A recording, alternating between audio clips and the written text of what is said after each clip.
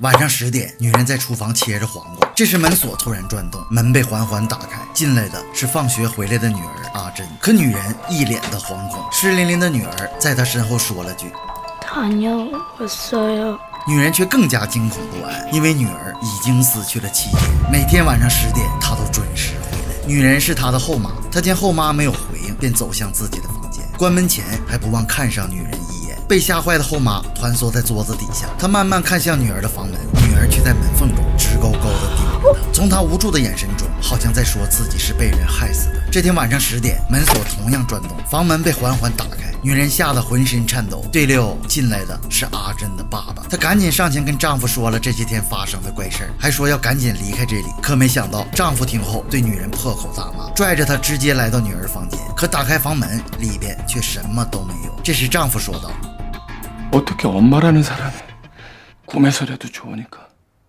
우리 여전히 다시 볼 수 있었으면 좋겠어.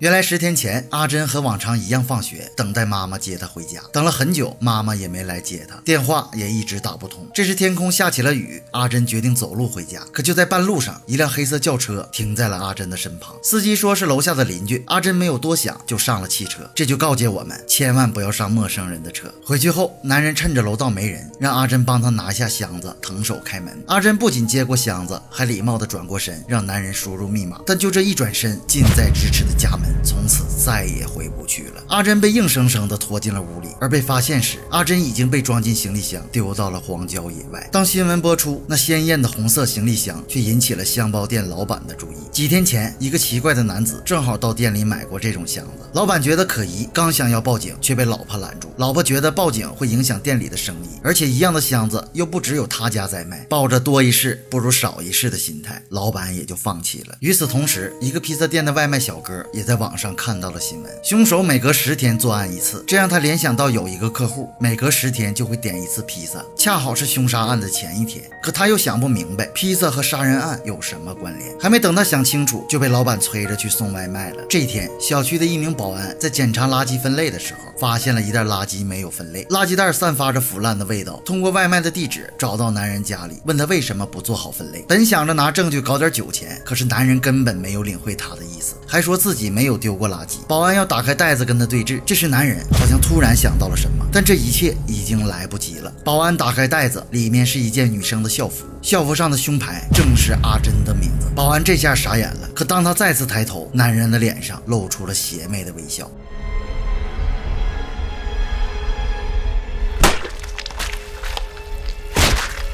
而就在这时，阿珍的妈妈刚好回来，看到楼梯上流淌的鲜血，吓得浑身发抖。她惊慌地向楼上看去，对溜，原来是打翻的红酒。她这才松了一口气。女人小心地走上台阶，侧身跨过地上的红酒。这时，保安的手机铃声从男人家里传了出来，男人心里也是一震，这让女人产生怀疑。可男人阴冷的眼神让女人不寒而栗，不敢多做停留，赶忙躲进屋里。男人感觉不妙，他得赶紧处理尸体。他又来到箱包店买行李箱，这让老板想起之前的凶杀案，而且上一次付款支票的签名竟然和外卖小哥的名字一样。于是他假装接电话试探，可没想到对溜，真电话打进来了。过度紧张的老板瞬间引起男人的怀疑，但老板不知道的是，他将是下一个猎物。有个变态杀人狂，每隔10天就会杀死一个人，而且他的目标通常都是那些落单的孩子。他还有个怪癖，每次动手前都会点上一份披萨外卖，与猎物共享最后的晚餐。不管孩子如何苦苦哀求，他都毫无波澜，不为所动。他捡起地上的木锤，慢慢走到女孩身边，然后把女孩拖进角落，随着女孩的哭喊声中，活活将女孩残忍杀害，然后将尸体肢解，装进行李箱，抛尸荒野。但却因为自己的疏忽，无意中被小区保安发现证据，保安因此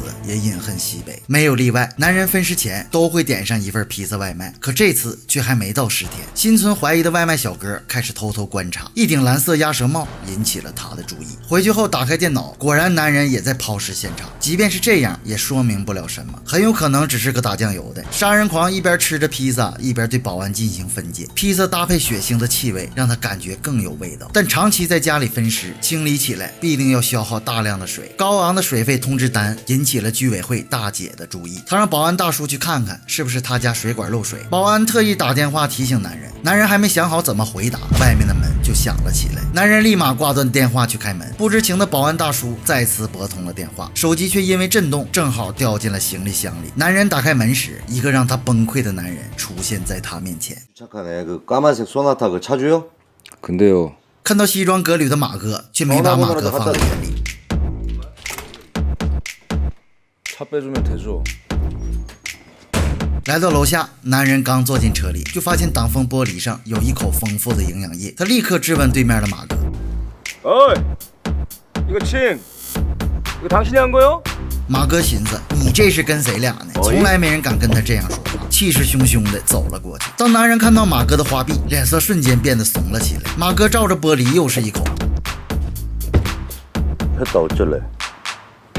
男人眼神闪躲，毛都不敢直了。马哥看到他胳膊上有6条刀疤，你是不是在这跟我装社会很长？在马哥强大的气势下，男人只能灰溜溜的开车离开。但马哥不知道的是，这6条刀疤代表的是他杀人的数量。回到家，男人将一块块尸体塞进冰箱。这时门铃又响了起来，原来是保安大叔找上了门。表面上说是来检查水管，但实际上高昂的水费让他感到怀疑。他借机四处观察，果然让他发现了蛛丝马迹：地上大量的消毒液和下水道残留的头发，还有墙角里迸溅的血迹，这让大叔不寒而栗。而此时男人也发现了保安大叔的异常，他掏出螺丝刀慢慢靠近。大叔透过镜子看到杀机，关键时刻大叔从包里掏出大管钳子，这才让男人停下脚步。大叔假装修好水管，慢慢起身，装作没事的样子。可他拿管钳子的手却一直不停地颤抖，然后有惊无险地走了出去。但保安大叔却并没有选择报警，因为他也是一个杀人逃犯，曾经因失手杀了自己的同事，从此隐姓埋名，四处逃亡。按照当地的法律，只要15年没被抓到，就可以逃过法律的制裁。再过几个月，刚好15年，他不想就此牵扯进去。而这15年，被他杀的同事一直跟在他的身后。男人知道自己已经败露，他必须得抓紧时间离开这里。买了张船票后，却发现自己的手机不见了。最后在行李箱里发现了手机，但偏偏还是个密码箱，可怎么都打不开。这让男人怒火中烧，好像所有事儿都跟他过不去。他决定在离开前要杀了所有阻碍他的人。这个变态杀人狂每10天就会杀掉一个人。当他遇到这个男人，瞬间变成了弱鸡，捏着他的脖梗子，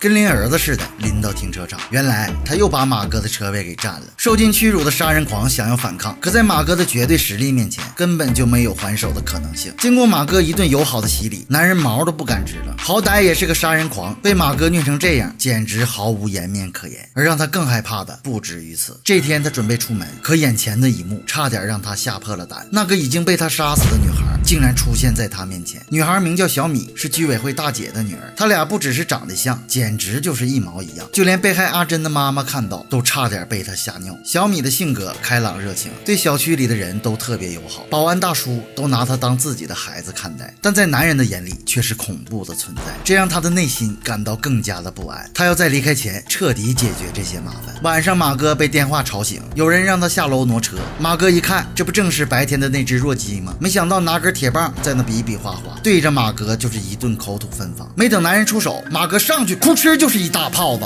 然后拎起来一把扔进垃圾堆里，抓着头发就是一顿大嘴巴子。终于知道花儿为什么这样红，也知道了马哥的嘴巴子有多疼。马哥捡起地上的小铁棍子，准备给他开个颅。他赶忙抱住马哥的大腿唱征服，一顿苦苦哀求。看他那可怜的损色，马哥也就放他一马。可等马哥走后，男人脸上却露出一丝诡异的微笑。对了，这都是他设计的阴谋诡计。男人随后找到箱包店的老板，以询问箱子密码为由绑架了老板，然后报警嫁祸给马哥。警方将马哥抓回去审讯，并从马哥的手机里查到箱包店老板和失踪保安的通话记录。马哥一头雾水，只能极力辩解，但很快新的物证就来了。警方在后山找到保安的尸体，而且行李箱中有一把军工铲。马哥看着铲子好像在哪儿见过，他突然意识到自己被人陷害了。对了，这一切都是男人设计好的。他先是在停车场偷偷记下马哥的电话，然后借用箱包老板的电话拨过去，没等接通便立即挂断。等到马哥回拨，成功造成两人通话的假象。随后男人绑架箱包老板，再用死去保安的电话骗马哥到停车场挪车。见面后故意用铁棒挑衅对方，他知道马哥的暴脾气一点就着，挨顿暴打也是避免不了。看到马哥用手拿起铁棍时，男人立刻抱住大腿求饶。回去后，男人把铁棒装回铁铲，接着拿出箱包老板的手机，沾上马哥的营养液，最后一起放进丧尸的行李箱里。就这样成功将罪行转嫁给马哥。搞定马哥后，晚上踩点记录小米的放学时间。趁着居委会大姐开会无法接孩子的空档，男人早早就在车站等候。可让他失算的是，阿珍的妈妈居然来了。原来女人早就注意到男人的异常行为，自从碰到小米，她就暗下决心要保护这个女孩。其实那天并不是没有去接女儿，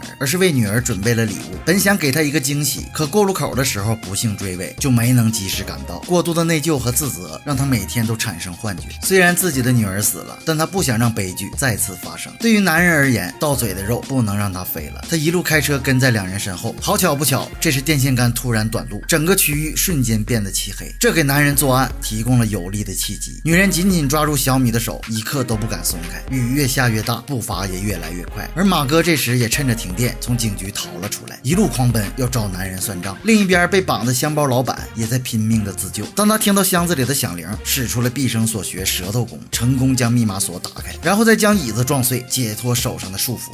我就纳闷了，为什么不先撞碎椅子呢？可在老板呼救的时候，手机却没电了。恰好在没电的最后一刻，拨通了披萨店的电话。外卖小哥看到这个来电号码，立刻感觉到哪里不对，骑上他的无敌小摩托，一溜烟的直奔男人家小区。突然的停电也让准备逃跑的保安大叔感到了不对。得知小米还没回来，大叔面色凝重，瞬间崩溃。小米这时突然摔倒，男人也拿起尖刀准备动手。这时女人抱着小米走到马路中间，所有车辆全部停了下来，无数的灯光照射下为两人提供了保护。可当男人看向小米时，眼前却幻化出阿珍的样子，吓得男人一脚油门离开现场。失手的杀人狂刚回到家，就遭到老板的偷袭。可老板的舌头功行，武功不行，根本不是杀人狂的对手，对着老板肚子哭哧就是一刀。就在要解决老板的时候，楼上的门铃突然响起，小哥以免费赠送披萨骗男人打开房门。这时大叔突袭，直接冲了进来，三人一起滚到楼下。男人愤怒的大喊：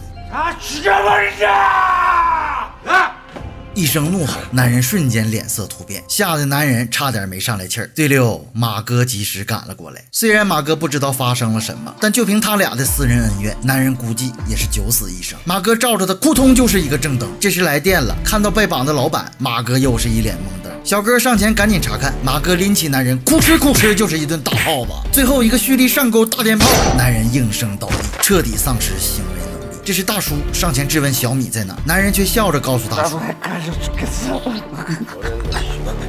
大叔痛苦又愤怒，恍惚之间看到了地上躺着小米的尸体，内心的怒火再也按耐不住了。他捡起地上的木锤，还没等其他人反应过来，就重重地凿在男人的头上。这个无恶不赦的变态杀人狂魔彻底终结。可当大叔再转过头看去小米时，小米却变成了他杀死的同事。故事的最后，所有人都得救了。随着警察的到来，马哥回头望去，大叔远远站在楼梯上，看着安然无恙的小米，流下了眼泪。而15年的逃亡生涯再次清零，他再一次踏上逃亡之路。随着事件的过去，小区重新恢复了平静。阿珍的妈妈也真正的面对了自己的内心，也从悲伤中走了出来。但有一件事让箱包老板一直想不明白，杀人狂当时为什么没有杀他，反而一回家就会待在老板的身边，浑身瑟瑟发抖，就连睡觉也要和老板一起。对溜，因为他杀死的女孩每天晚上都会从他这里回家。